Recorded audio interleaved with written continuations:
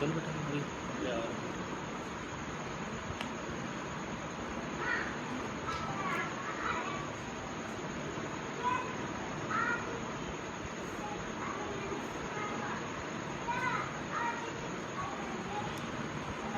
Good morning.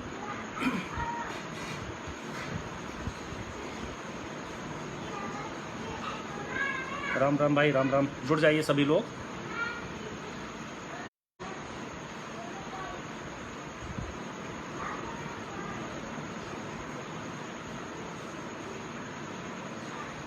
Ram Ram, नमस्कार सभी लोगों को।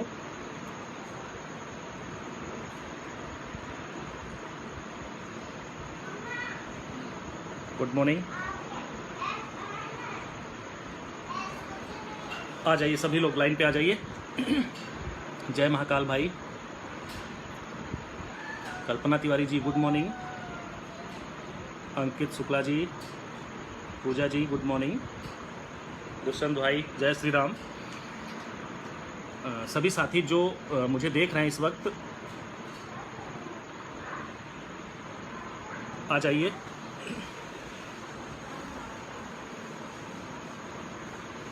गुड मॉर्निंग जी, गुड मॉर्निंग। आज थोड़ा रिलैक्स के मूड में हैं। आप लोगों को जो भी पूछना है तो सबसे पहले आप क्वेश्चन पूछ लीजिए। आपके क्वेश्चंस को हम देख लेते हैं। कुछ ऐसे भी लोग होंगे जो इस लाइव वीडियो में अनावश्यक भी कमेंट करेंगे, तो मेरा उनसे यही निवेदन है कि जिस प्रकार से भी वो कमेंट करें कम से कम अपनी मर्यादा में रहें, अन्यथा उसी प्रकार से उनको जवाब भी दिया जाएगा। अनिल भाई ठीक हैं, आ जाइए सभी लोग। यदि आप में से किसी को भी कोई क्वेश्चन, गुड मॉर्निंग जी, आवाज़ आ रही है ना सभी को? बिल्कुल भाई, जॉब फाइनल तो होगी। काउंसलिंग लेटर मिल गया, समझ लो नियुक्ति पत्र मिल गया है। गुड मॉर्निंग भाई। जी भैया, अशोक भैया प्रणाम। वंदना जी गुड मॉर्निंग। भाई कोई क्वेश्चन पूछो तो मैं बताऊं, फिर नहीं तो मैं शुरू करूं अपना कार्यक्रम। अभी बता रहे हैं भाई कौन कौन से एडवोकेट हैं। बिल्कुल ठीक है भाई, जुड़ जाइए सभी लोग।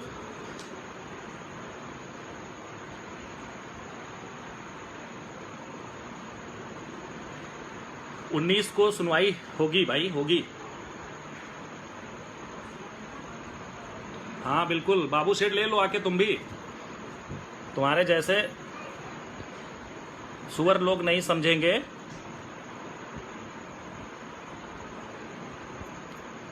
फेल हो गए हो, मुझे लग रहा है मानसिक विक्षिप्त हो।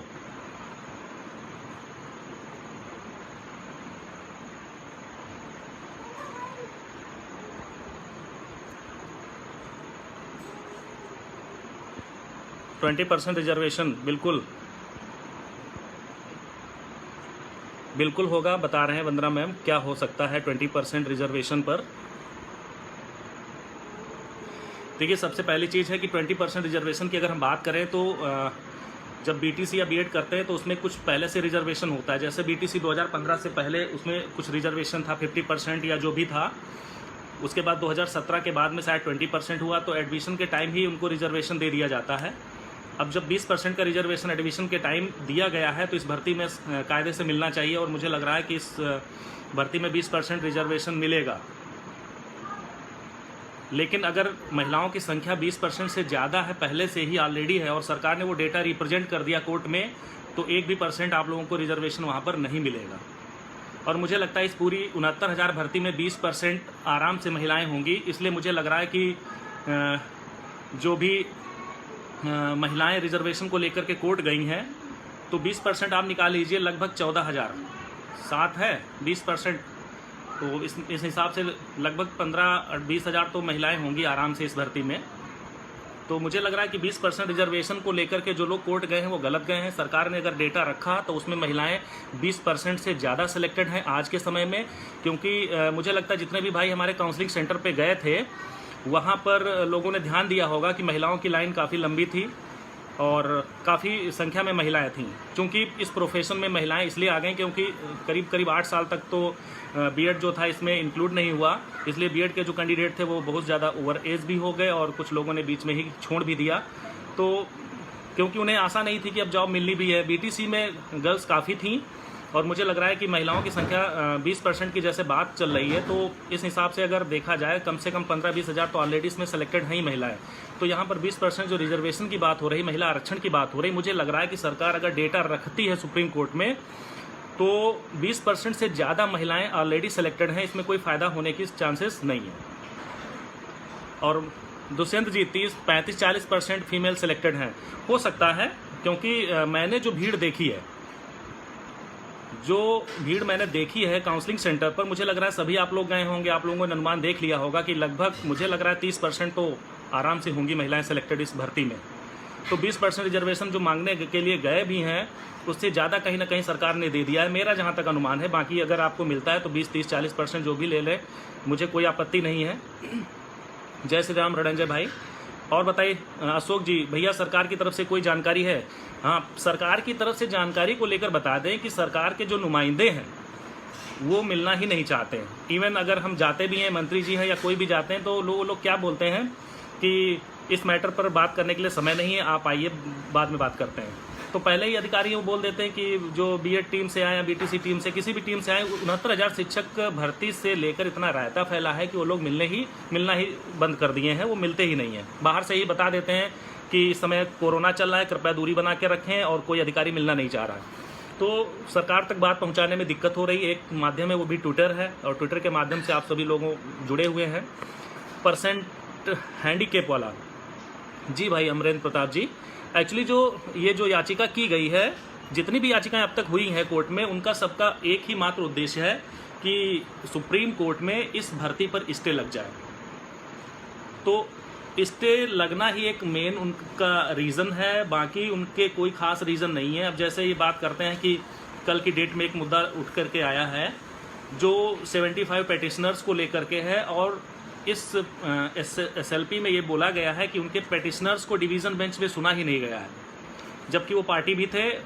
और उनका कहने का मतलब ये है कि जो 2018 की वैकेंसी हुई थी उसमें जो था, फ्रीडम फाइटर को 2% आरक्षण था, और फिजिकल हैंडीकेप जो थे उनको 4% था, और एक्स सर्विसमैन जो थे उनको 5% था। इसके पहले 16 में भी था यही आरक्षण, ये 16 से लागू हुआ है, जब 16 में संशोधन हुआ तब से। और शायद 2019 में ये आरक्षण इनको मिला भी था, पर शायद 2019 के जो डेटा जो सरकार ने नोटिफिकेशन जारी किया उसमें शायद मुझे लग रहा 3% लगभग आसपास दिया गया है फिजिकली हैंडीकैप्ड को। उनका कहना है कि 4% हमें मिलना चाहिए, 3% हमें दिया गया है। अब हम बात करते हैं कि सरकार ने 3% तो दिया है, इसका मतलब अगर हम 7 का 3% निकालते हैं तो 7 या 2100 कैंडिडेट ऑलरेडी सेलेक्टेड हैं इसमें। अगर 4% मांगा जा रहा है तो इसका मतलब 700 कैंडिडेट और इस भर्ती में शामिल हो सकते हैं जो फिजिकली चैलेंज हैं। तो अगर कोर्ट में कोई भी ऐसी बात आती, मेन चीज़ ये है कि वो सरकार को नोटिफिकेशन जारी कर दे कि भाई आप जो है सही से इनका वो लगाइए, जो भी रिजर्वेशन पॉलिसी है। मुझे लगता है कि उसे स्टे जैसी चीज़ों से बचना चाहिए कोर्ट को, और भर्ती जल्दी करानी चाहिए। लेकिन अब सरकार ने 3% दिया है या 4% होना चाहिए, इसके बारे में तो हम नहीं जान सकते, क्योंकि ये कोई फिजिकली हैंडीकैप्ड ही बता सकता है कि रिजर्वेशन पॉलिसी जो है 1981 सर्विस नियमावली के अनुसार क्या परसेंटेज होना चाहिए, और प्रीवियस जो 2018 की वैकेंसी हुई थी उसमें क्या मिला था इन लोगों को। तो ये कह रहे हैं कि 4% PH होना चाहिए और 3% दिया गया। तो इसका मतलब ये है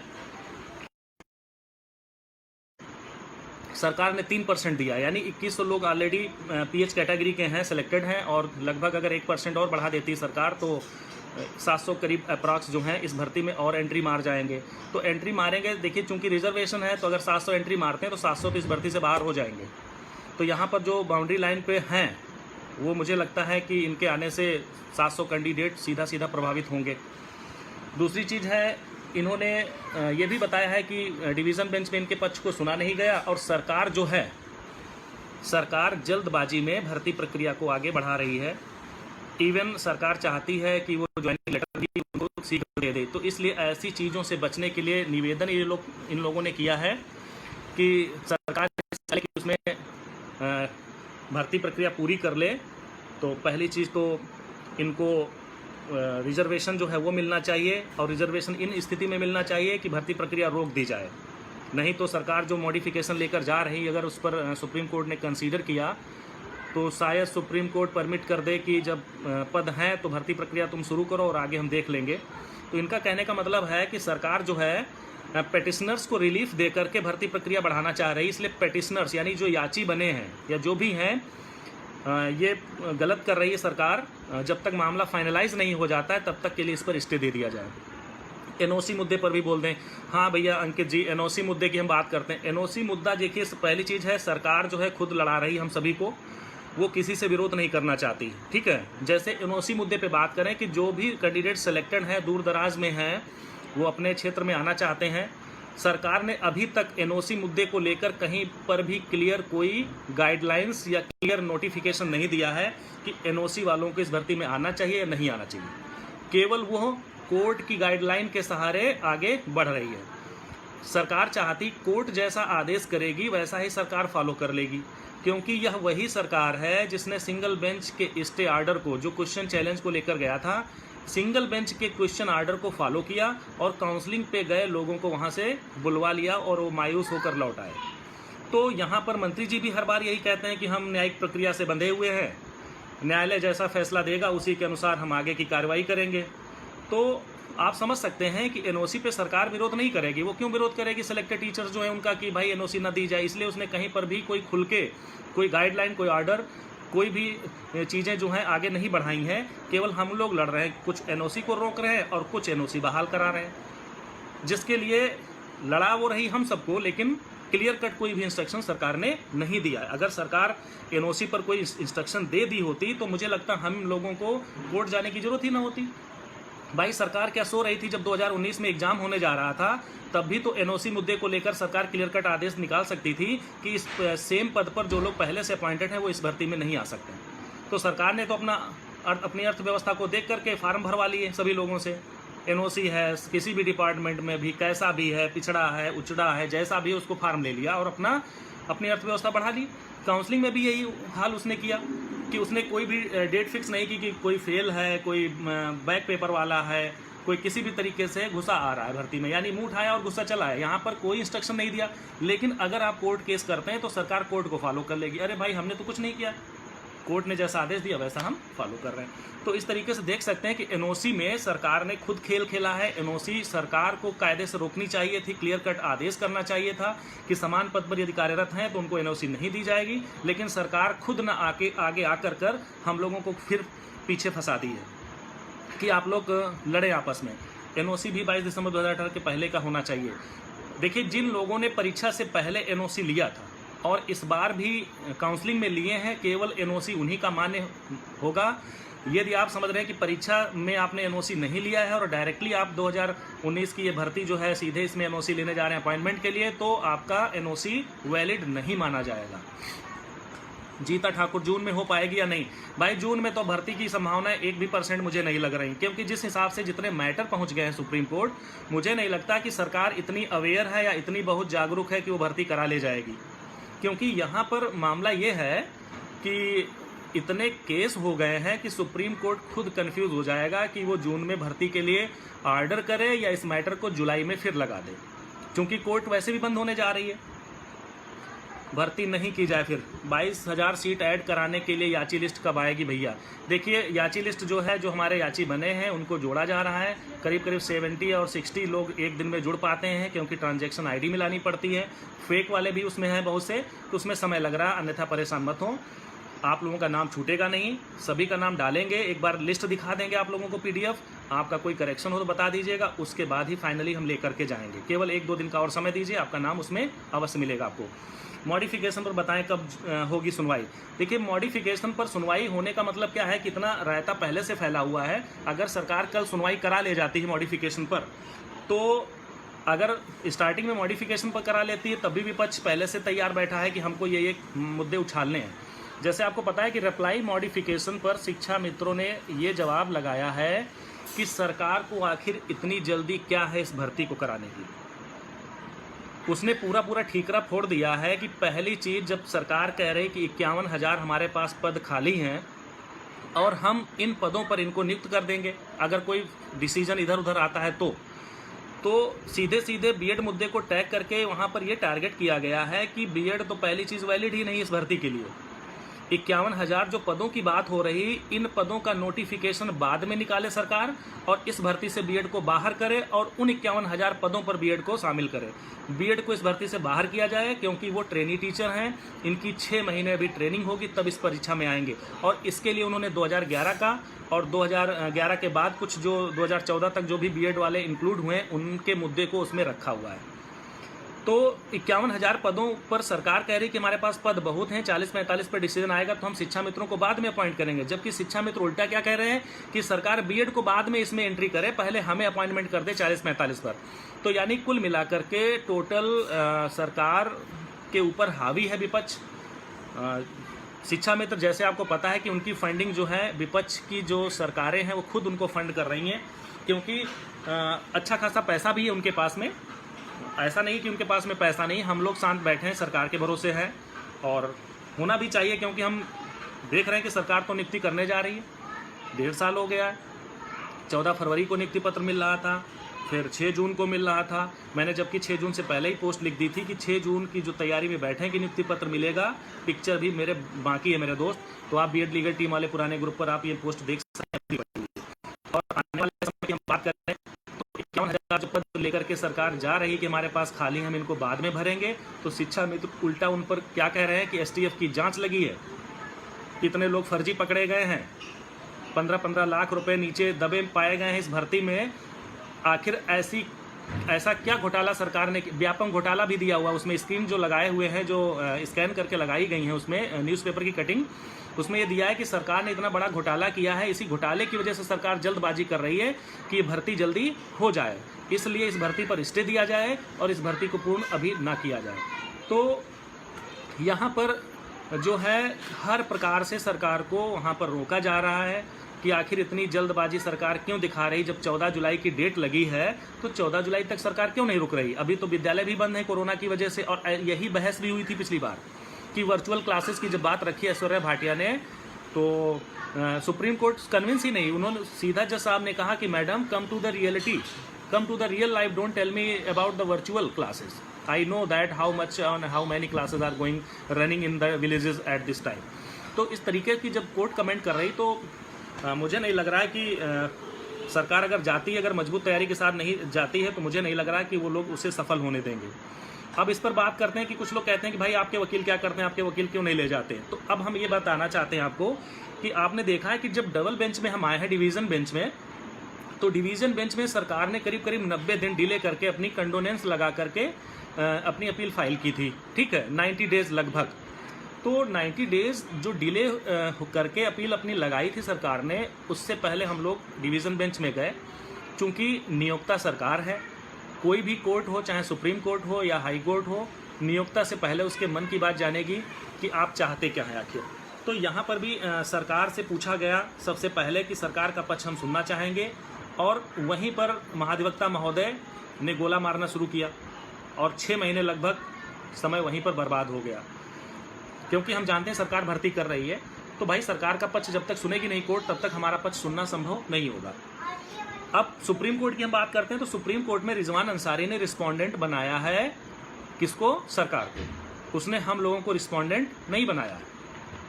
अब जब हम लोग रिस्पोंडेंट नहीं है, ऑन कैविएट पर थे उस टाइम, तो कैविएट के बेस पर जितना हमारा वकील बोल सकता था उसने अपोज किया, विरोध किया, बोला। लेकिन अब 14 जुलाई के लिए हम मेंटली प्रिपेयर हैं। हमारी जो अपील डिवीज़न बेंच में यहाँ पड़ी हैं, भारांक मुद्दा है, बीएड मुद्दा है, कट ऑफ मुद्दा है, ये तीनों अपील हमारी सीधे वहाँ चली जाएंगी। इसके साथ साथ जो सीट ऐड कराने की बात हो रही है, तो उस मुद्दे को भी हम लेकर के जाएंगे। लेकिन मैं इतना कहना चाहता हूँ, अगर सीट सुप्रीम कोर्ट ऐड नहीं करती है 22,000, फिर भी इसमें जितने लोग याची बने हुए हैं जो अचयनित लिस्ट में हैं, उनका अहित नहीं होगा। क्योंकि यदि कंप्रोमाइज सुप्रीम कोर्ट कराती है कि 40-45 पर इनको नियुक्त कर दो, तो हमारे साथ जो जुड़े हैं 22,000 सीटों में अचयनित, उनके लिए हमारा वकील 100% लड़ेगा कि जो 100-200 हमारे पास अचयनित हैं। देखिए भाई, सुप्रीम कोर्ट में योग्य और अयोग्य ये चीज़ कोर्ट आपकी भावनाओं के अनुसार नहीं डिसीजन देगी। जब तक आपकी दलीलें अच्छी नहीं होंगी, जब तक आपके वकील अच्छे नहीं होंगे, जब तक कोर्ट कन्विंस नहीं होगा, तब तक आप चिल्लाते रहिए, आप वहाँ पर दम तोड़ देंगे, कोर्ट सुनने वाली नहीं है, क्योंकि आपको पता है कोर्ट सबूतों पर चलती है। ठीक है। हाँ, नागवंशी अंकुर जायसवाल, हम 67,867 लोगों का भी हित प्रभावित हो रहा है, ये बात कोर्ट तक पहुंचाने चाहिए। भाई साहब, बात सारी तभी पहुंचेगी जब आपके पास अच्छे वकील होंगे, अच्छी तैयारी सरकार की होगी और सरकार खुल के मंच पे लड़े आकर के। यहाँ पर अगर 21 मई की सुनवाई में जो हमारे सॉलिसिटर जनरल थे, जिन्होंने कैविएट फाइल की थी, हम लोग बड़ा खुश थे कि सरकार ने कैविएट पहले ही फाइल कर दी। भाई, पहले कैविएट फाइल करने का मतलब होता है कि 1 हफ्ते पहले नोटिस इशू हो जाता है कैविएटर को और उसे पूरा डिटेल मिल जाता है। तो उस बंदे को तैयारी करके आना चाहिए था कोर्ट। 21 मई को सॉलिसिटर जनरल डेट मांग रहे हैं, यानी आपने कैविएट किस लिए फाइल की थी? चलो उस दिन छोड़ दो, नेक्स्ट डेट पे तो आपको तैयारी करके आना चाहिए था। जब 9 जून की सुनवाई को लगी थी तो 9 जून को उन्होंने भेज दिया ऐश्वर्या भाटिया को। अब बताइए, ऐश्वर्या भाटिया जो डबल एजी थी, वो 2 दिन का टाइम मांग रही थी। कोई भी कोर्ट हो, हर बार तुम उठा के डेट मांगने लगते हो, क्या दे देगी तुमको? और फिर जहां विपक्ष के 8-8, 9-9 वकील खड़े हुए हैं, वो क्या ऐसा करने के लिए कोर्ट को एग्री कर देंगे? तो यहाँ पर सरकार भर्ती कर रही है, हम मानते हैं कि सरकार भर्ती कर रही है, हम सरकार का विरोध नहीं करते, लेकिन कुछ अंधभक्त बने बैठे हैं कि अरे सरकार तो नियुक्ति कर ही रही, हमें वकीलों खड़ा करने क्या जरूरत, सरकार के भरोसे हम लड़ लेंगे। तो भाई लड़ो, जैसे 1.5 साल पार हो गया है ऐसे 2022 तक लड़ते रहोगे और नियुक्ति पत्र तुम्हें नहीं मिलेगा, ये मेरा वादा है। क्योंकि जिस तरीके से सरकार की तैयारियां चल रही हैं, अधिकारी कोई मिलना नहीं चाहता है, बहाना है कोरोना का, लेकिन वो 69,000 शिक्षक भर्ती जैसे मुद्दे पर बात ही नहीं करना चाहते। कितने मैटर हैं? अब 3 क्वेश्चन कॉमन को लेकर के, 3 क्वेश्चन कॉमन पर अगर लोग कोर्ट गए होते तो मुझे पूरा भरोसा है जो 15,000 लोग इंक्लूड हुए थे इस परीक्षा में, इसमें से कम 8,000 10,000 लोग बाहर हो जाते। क्योंकि कॉमन क्वेश्चन को लेकर जो रायता फैलाया पीएनपी ने, कॉमन क्वेश्चन के नंबर केवल उसी व्यक्ति को मिलने चाहिए थे जिसके वो क्वेश्चन सही थे। अगर इस 3 नंबर पर लोगों ने केस किया होता तो लगभग 10 से 10,000 सीटें और खाली हो जाती, उन लोग कम गुणांक वालों का सिलेक्शन हो जाता। लेकिन इन मुद्दे पर लेकर कोर्ट कोई नहीं गया। मुद्दे कौन से? 20% आरक्षण महिला को मिलना चाहिए, एक्स सर्विसमैन को मिलना चाहिए, उसके साथ साथ में इसमें क्या नाम, बहुत सारे और भी मुद्दे हैं, मुझे तो 10-12 मुद्दे हैं, इतना याद ही नहीं रहता कि कितने मुद्दे चल रहे हैं, क्योंकि मेरा फोकस जो है 90 और 97 कट ऑफ को लेकर के, वो सिर्फ भर्ती 2000, बिल्कुल भाई 2022 तक। क्या देखिए, सरकार 1.5 साल निपटा लाई। हमें लग रहा है कि सरकार जल्दबाजी कर रही है, लेकिन बैक डोर से अगर देखेंगे आप, चूँकि मैं 1.5 साल से जुड़ा हुआ हूँ सरकारी तंत्र से, हर आदमी से मिल रहा हूँ, मुझे पता है कि अंदर की स्थितियाँ क्या हैं। जब मैं खुल के लिख देता हूँ तो लोग मुझे अपोज करने लगते हैं, मेरी पोस्ट पर बयानबाजी करने लगते हैं। अब बताइए, 4,10,000 लोग जो परीक्षा में बैठे थे, उनमें से नौकरी मिलनी है 69,000 को, बाकी के जो 3 लाख और करीब 3.5 लाख बचे जो कैंडिडेट, वो तो आपका विरोध ही करेंगे ना, तो वो मेरी भी पोस्ट पर आएंगे, गलत बोलेंगे, और अगर आप किसी को समर्थन कर रहे हैं तो आपको भी बहकाएंगे। अब कुछ फेलियर कहते हैं कि अरे ऐसा क्या ज़रूरत है इसमें, हम कर लेंगे। भाई करते रहो। एक बात मैं बता दूं, काउंसलिंग लेटर मिला है, ज्वाइनिंग लेटर नहीं मिला है, जो आप निश्चिंत होकर घर बैठ गए। ये वही सुप्रीम कोर्ट है कि 1 साल नौकरी करने के बाद भी शिक्षा मित्रों का समायोजन रद्द कर दिया था, क्योंकि वो गलत तरीके से गए थे। और गलत तरीका कब साबित हुआ? जब उस मुद्दे को अच्छे से लड़ा गया। आज अगर हम अपने ही अच्छे मुद्दे को सही तरीके से नहीं लड़ेंगे तो ये मत सोचो कि आप अपॉइंटेड हो गए, आप पहले ही स्टेज पर हैं, समझे? तो इसलिए कोशिश यही करो कि सरकार पर दबाव बनाना है, ट्विटर के माध्यम से कर सकते, मिलेगा कोई है नहीं, क्योंकि मैं तो लखनऊ में ही हूँ। आए दिन ऐसा कोई मंत्री नहीं बचा जिससे मुलाकात ना हुई हो, केवल मुख्यमंत्री जी को छोड़ करके। और अब तो कोरोना का अच्छा बहाना है, अंदर बैठे होते हैं, गप्पे लड़ा रहे होते हैं, लेकिन बाहर अगर हम लोग जाते हैं तो नहीं। बहुत सारी और टीमें हैं, जाती हैं SCRT तक जा कर के लौट आती हैं, पूछो उनसे कितने लोग मिलते हैं उनको। तो इसलिए जो है और बताइए अंकुर जायसवाल जी, देखिए भाई हमसे मुनासिब, देखिए मैं बताऊं, इसमें बहुत से लोग कह रहे हैं अपना वकील खड़ा करो। मेरे पास लगभग 8 से 9 लाख रुपए इकट्ठा हुआ है अब तक का, मैं बता दे रहा हूं। कम से कम 300 साढ़े 300 याची बने हुए हैं जो जुड़े। आवाज आ रही? आवाज आ रही कि नहीं? हेलो, कमेंट करो भाई कोई। अशोक भाई आवाज आ रही है? ठीक है, देखिए जिन याचियों ने हमें समर्थन दिया, जिनके पैसे से हम आगे जाएंगे, हम सुप्रीम कोर्ट में केवल उन याचियों की बात करेंगे कि इनका कल्याण हो। जब आप लोग काउंसिल लेटर लेकर घर बैठे हैं, आपने एक पैसे का सहयोग नहीं किया है, तो हम 4 वकीलों का जब वादा किए थे, क्या 8-10 लाख में कोई टॉप मोस्ट सीनियर लायर कर पाएंगे हम सुप्रीम कोर्ट में? नहीं कर पाएंगे ना, तो फिर बात ही खत्म हो गई ना। हम भी आराम से बैठेंगे, क्यों कोरोना में अपने जान लगा करके, जान की बाजी लगाकर हम दौड़ेंगे सुप्रीम कोर्ट और दुनिया भर में? हमें कोई ज़रूरत नहीं है। नौकरी मिलेगी तो हमको भी मिल जाए, क्योंकि हमारा भी गुणांक अच्छा है। लेकिन जो लटके हुए हैं 67, 68, 69 तक, उनका क्या होगा वो सोचें। जरा सा भी परिवर्तन होता है किसी भी प्रकार का, लटक जाएंगे आप। बचे हुए पदों पर भी अगर सरकार भर्ती करती सीरियल नंबर में, तो मेरा तब भी हो जाएगा। लेकिन मैं दूसरी चीज, जितना भी हाई गुणांक वाला बंदा है, कोई 2 पैसे की मदद नहीं कर रहा, और उनकी संवेदनाएं मर चुकी हैं। अगर किसी भी ग्रुप में अगर कोई कम गुणांक वाला व्यक्ति कोई कमेंट करता है कि भाई साहब मेरे लिए कुछ सोचिए, मेरा भी हो जाए किसी तरीके से, तो वही जो हाई गुणांक वाले हैं वो उसको गालियां देते हैं। अरे भाई, इस भर्ती में यहाँ तक पहुँचने में सबसे बड़ा योगदान उन कम गुणांक वाले साथियों का है, जिन्होंने टीम को सहयोग किया। 2200 याची डबल बेंच में बने थे, जिसकी बदौलत आज हम डिवीज़न बेंच से जीत हासिल करके आए, और आज सुप्रीम कोर्ट में 300-350 लोग जुड़े हैं। बताइए, 300-350 लोगों में जो 8-9 लाख रुपए आया, उस 9 लाख रुपए पे मैं 14 तारीख की तैयारी करूं, या कल मैं अपने वकीलों को खड़ा करके इस मुद्दे को डिफेंड करूं? तो भाई, जब सरकार लड़ रही तो मैं भी सरकार के भरोसे रहूंगा। मुझे अपना अंतिम अवसर जो मिलेगा, मैं 14 जुलाई को अपना करूंगा जो भी करना है हमको। भाई, 69,000 शिक्षक उन 40,000 शिक्षकों के सामने आज बेबस हैं, लाचार हैं, और वो 40,000 शिक्षा मित्रों ने चीटियों की तरह सहयोग करके कहाँ रिजवान को एमएलसी का इलेक्शन लड़ा दिया, और यहाँ साले आ जाते हैं मेरी पोस्ट पर बकवास करने कि भाई सरकार तो लड़ रही है। यानी इस 69,000 शिक्षक, मैं जानता हूँ कि मौजूदा परिस्थितियाँ ऐसी नहीं कि हर बार आप पैसा इतना दे सकें टीम को, लेकिन क्या 69,000 लोगों की ये जिम्मेदारी नहीं बनती कि टीम को 100-200 भी सहयोग करें? नहीं करते ना, उनको सहयोग नहीं करना है भाई। 40,000 शिक्षा में तो तुम्हारे 69,000 पर भारी हैं। टीम में गिने चुने लोग हैं, 5-6 हज़ार तक ही बच्चे जो हैं हर बार इंटरेस्ट लेते हैं, चाहे वो बीटीसी के हों चाहे बीएड के हों, वही घूम घूम करके सहयोग करते हैं हर बार। कितनी बार हम उनका खून पिएंगे?